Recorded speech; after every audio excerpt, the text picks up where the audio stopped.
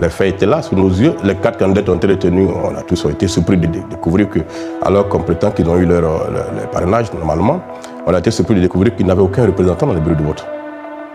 Ça, c'était vraiment quelque chose d'absolument ahurissant. Ils n'avaient aucun représentant dans les bureaux de vote. Donc, à partir de ce moment-là, le RADP n'avait même plus besoin de se fatiguer pour faire quoi que ce soit. Dans un contexte marqué par une gouvernance partisane en Côte d'Ivoire, Assaletié Moko a récemment pris la parole sur une chaîne internationale pour dénoncer ce qu'il qualifie de faits graves au sommet de l'État. Que contient réellement sa déclaration? S'agit-il de simples accusations politiques ou d'un signal d'alerte plus profond? Quelles conséquences pour le climat politique ivoirien? Suivons ensemble les détails de cette sortie. Analyse, débat et décryptage de l'actualité. Je voudrais qu'on parle un peu du bilan de l'opposition ivoirienne suite à ce cycle électoral, présidentiel puis législatif. L'opposition n'est pas parvenue à gêner le pouvoir lors de la présidentielle. Pas du tout. Qu'est-ce qui n'a pas marché? Vous savez que le processus tel qu'il a été mené a été de telle sorte que beaucoup de candidats qui, j'allais dire, avaient du poids, n'étaient pas dans la course. Évidemment, Gbagbo écarté par sa condamnation, Thiam écarté également pour son histoire de nationalité. Et donc, l'opposition significative, incarnée par le PDCI et le PPACI, n'était pas dans la course. Ceux qui étaient dans la périphérie, comme le FPI et les autres aussi, avaient été également écartés. Après, les candidats qui ont été retenus, in fine, n'avaient pas vraiment un poids politique fort sur le terrain qui était capable de compromettre les chances du RADP. Et donc, tout ça a démobilisé l'électorat et il y a eu une élection qui a été organisée uniquement pour confirmer la victoire du RADP. Alors, à partir de ce moment-là, l'opposition ne pouvait plus jouer un grand rôle. Elle n'a pas participé aux élections. Les populations qui se reconnaissent en elle n'ont pas participé aux élections, donc le RADP était en roue libre pour avoir le résultat qu'on a connu. Mais finalement, la stratégie d'empêchement du scrutin, elle a complètement échoué. Ah oui, mais ça ne peut pas fonctionner à partir du moment où le Conseil constitutionnel a rendu une décision et que, quel que soit, si vous n'arrivez pas à mobiliser une bonne partie de l'opinion et que les Ivoiriens restent toujours traumatisés par les événements de 2010, vous n'êtes pas sûr de les avoir dans la rue en grand nombre. Mais ça, on pouvait l'anticiper. Est-ce qu'il y a quand même un problème de stratégie? Parce que même si votre stratégie n'est pas victorieuse, vous pouvez imaginer une stratégie qui coûte moins. Et aujourd'hui, il y a des centaines de militants de l'opposition. Justement, il y a un problème d'appréciation du rapport de force. Tout à fait. D'abord, l'opposition n'était pas allée en rang serré. Vous avez vu qu'il y a eu le Front commun qui a été créé, PPACI, PDCI, puis il y avait notre front, le CAPSI. Et donc, il n'y avait pas un discours cohérent, il n'y avait pas de visibilité dans la stratégie. Nous avons eu l'occasion de rencontrer le président Gbagbo Laurent qui avait demandé notre avis. Nous avons été lui signifier notre avis. Nous avons pensé que le RADP pouvait être pris à son propre piège. Et que par conséquent, parmi les 4 candidats qui avaient été retenus, que nous nous organisions à y aller en soutenant un des candidats. C'était notre démarche à nous en tant qu'ADCI. Malheureusement, sur cette logique, nous avons été mis en minorité. Et par conséquent, nous sommes restés en dehors de ce qui s'est fait. Après, on a vu les mots d'ordre qui ont été lancés, qui n'ont pas été suivis et qui ont été pour le pouvoir l'occasion de sévir et d'envoyer tout ce monde en prison. Parce que nous avons travaillé dans décrypter l'Afrique sur ce scrutin et sur le scrutin au Cameroun. Au Cameroun, finalement, un ancien membre du pouvoir a été utilisé par le peuple comme totem et aujourd'hui, il n'y a aucune commune mesure entre Alassane Ouattara et Paul Biya. Paul Biya est absolument affaibli. Alassane Ouattara ne l'est pas parce que dans le fond, il n'a pas été obligé de frauder pour gagner. Non, pas du tout. Pas du tout. Il n'a pas été obligé de frauder parce que finalement, les faits étaient là, sous nos yeux. Les 4 candidats ont été retenus. On a tous été surpris de découvrir que, alors qu'on prétend qu'ils ont eu leur parrainage, normalement, on a été surpris de découvrir qu'ils n'avaient aucun représentant dans les bureaux de vote. Ça, c'était vraiment quelque chose d'absolument ahurissant. Ils n'avaient aucun représentant dans les bureaux de vote. Donc, à partir de ce moment-là, le RADP n'avait même plus besoin de se fatiguer pour faire quoi que ce soit. Donc, leurs représentants auraient pu être ceux des grands partis s'il y avait eu la stratégie que vous préconisez. Tout à fait, tout à fait. Nous pensions qu'on pouvait vraiment aller dans ce sens-là et au moins avoir des personnes qui pouvaient scruter les faits dans les bureaux de vote. Parce qu'on ne va pas seulement pour gagner, voilà. On va pour établir un rapport de force, c'est-à-dire quelqu'un qui gagne avec un taux de participation de 30% et avec, disons, 60%, n'est pas dans la même position pour les législatives que quelqu'un qui gagne avec un taux de participation de 50%. Et là, on a démontré, nous, on a fait une enquête à l'éléphant déchaîné, quand on a vu le taux de participation à Tiasalé, nous étions sur le terrain, on nous a fait croire par la CEI locale que Tiasalé avait fait pratiquement 60% de participation. Ce qui est totalement faux. On est revenu sur le terrain pour faire l'enquête. Finalement, c'était 18%. Et ça, on l'a publié dans les défenses nationales. Ça n'a jamais été contesté. Donc, vous voyez que l'absence de représentants des candidats dans les bureaux de vote a permis au CEI local de gonfler les chiffres de participation. Mais justement, est-ce que l'opposition ivoirienne conspire contre elle-même d'une certaine manière? Parce que le cas camerounais était là. On a vu en Guinée-Bissau que finalement, ils ont été obligés de faire un coup d'État, un auto-coup d'État, parce que la stratégie de la substitution avait fonctionné aussi en Guinée-Bissau. Au Sénégal, on a vu la stratégie de la substitution qui a fonctionné. Et bon, au-delà, on peut même imaginer que ça ne fonctionne pas, mais on a l'impression que la communication n'est pas forcément fluide entre les différents partis d'opposition. C'est quoi votre problème? Mais non, nous n'avons pas de problème avec ça. Nous sommes des acteurs nouveaux sur le terrain, notre mouvement est très jeune, et donc cette élection présidentielle était pour nous, j'allais dire, le premier essai pour comprendre l'écosystème des élections en Côte d'Ivoire. À partir du moment où nous avions été exclus du processus, on a évolué dans le cadre de cette coalition d'opposition, essayer de pousser le RADP dans son retranchement avec un candidat qu'on pourrait sortir du chapeau que ce parti n'aurait pas, par exemple, paramétré.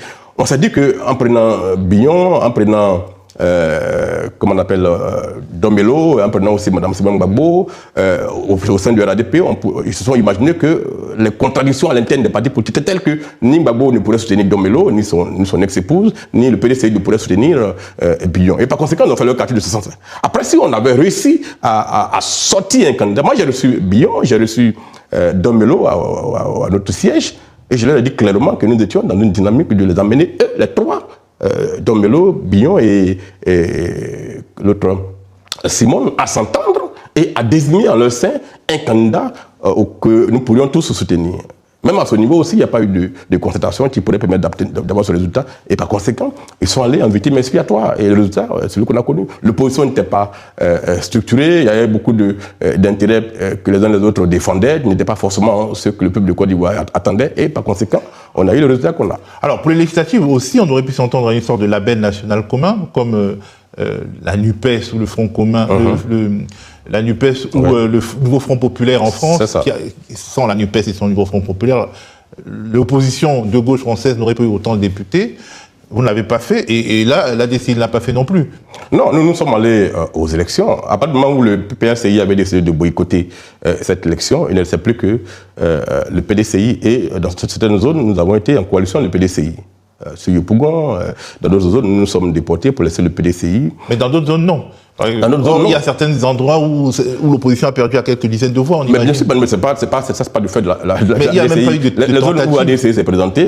Mais il n'y a même pas eu de tentative de créer un label commun. Non, ça, il n'y en a pas eu. Il n'en a pas eu. À partir du moment où le PPACI avait décidé de ne pas y aller, nous autres, les mouvements que nous dirigeons, n'étaient pas perçus comme des mouvements qui avaient un poids électoral qui pouvait peser dans une discussion avec un parti comme le PDCI. Voilà. Alors, le PDCI s'est cru trop gros? Mais voilà, ils ont cru que certaines zones qu'ils étaient tellement forts qu'ils n'avaient pas besoin de faire une coalition. Mais comment vous jugez justement le PDCI et le PPACI, ces acteurs-là? Est-ce que ce sont des acteurs qui aident à consolider l'opposition? Moi, je pense que le choix du PPACI de ne pas aller à cette élection, pour nous, c'était un peu compréhensible parce que le président Gbagbo avait dit que moi, plutôt que les boycotts antérieurs étaient une erreur.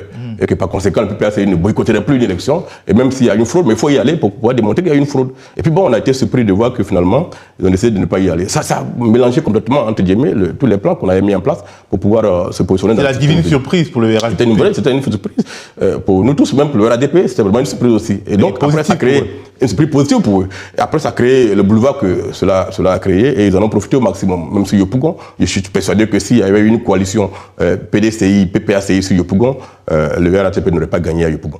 Et donc, tout ça a créé un environnement de démobilisation qui a fait que les gens ne sont pas allés voter. Et puis bon, malheureusement, le RADP a coloré la Côte d'Ivoire en orange. Alors, et aujourd'hui, le rapport de force est tel qu'on se demande qu'est-ce qui pourrait obliger le pouvoir à négocier avec son opposition? Rien du tout. Il n'y a absolument rien. Donc ça veut dire que 2025 est un échec global. Mais bien sûr, c'est un échec. Finalement, l'opposition avait l'air plus forte avant l'élection qu'après l'élection. Avant l'élection, il y avait les grandes manifs. Voilà, avant l'élection, il y avait ce semblant de puissance. Mais 2025 a révélé que cette opposition est complètement à la rue et qu'il faut la reconstruire totalement. D'ailleurs, les faits sont là. Le président Gbagbo, sur le départ, il avait déjà annoncé son retrait de la politique.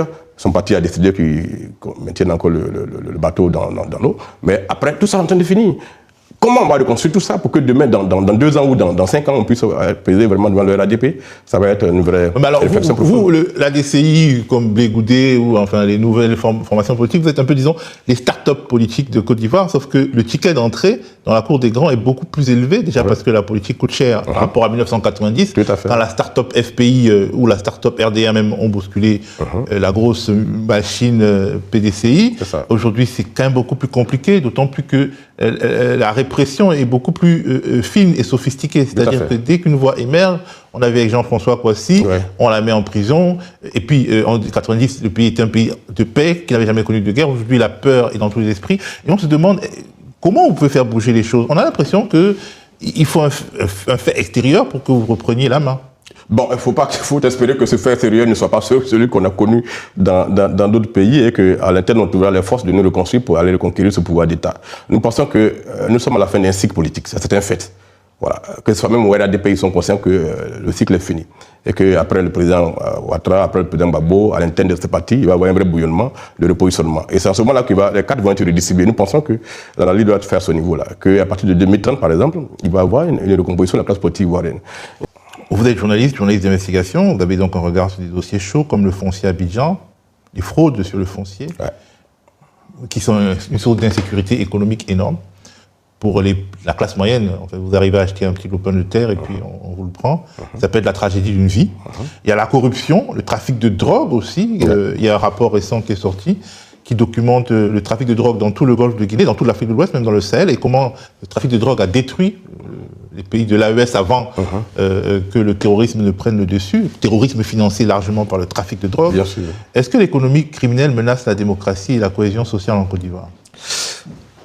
En tout cas, nous qui travaillons sur les questions de corruption, de gouvernance, sur le foncier, sur lequel je travaille depuis maintenant 14 ans, le fait est là. On a atteint un niveau de... C'est vrai qu'aujourd'hui, le rapport de Transparency International dit que la Côte d'Ivoire a fait beaucoup d'efforts en matière de réforme sur la question de corruption. Mais c'est des réformes qui sont faites. Mais dans les faits, le ressenti des populations est tel qu'aujourd'hui, nous sentons tous que la Côte d'Ivoire est un pays qui est profondément corrompu. Voilà. Nous qui faisons des enquêtes, nous le découvrons. Sur le foncier, c'est un vrai drame. Nous parlons du scandale d'État, notamment avec les faits récents de remblayages illégaux sur les rives du fleuve.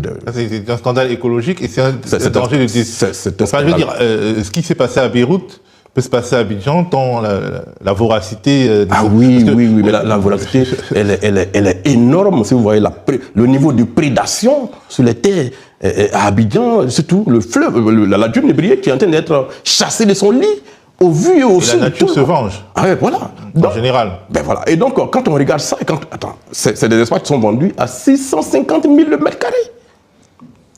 Alors, dans ce 1000 mètres carrés, vous avez pratiquement près d'un milliard. Alors, c'est 400 hectares. Et les gens ont quand même l'argent pour payer. Et les gens payent. Vous voyez tous les immeubles qui sortent de ces espaces-là.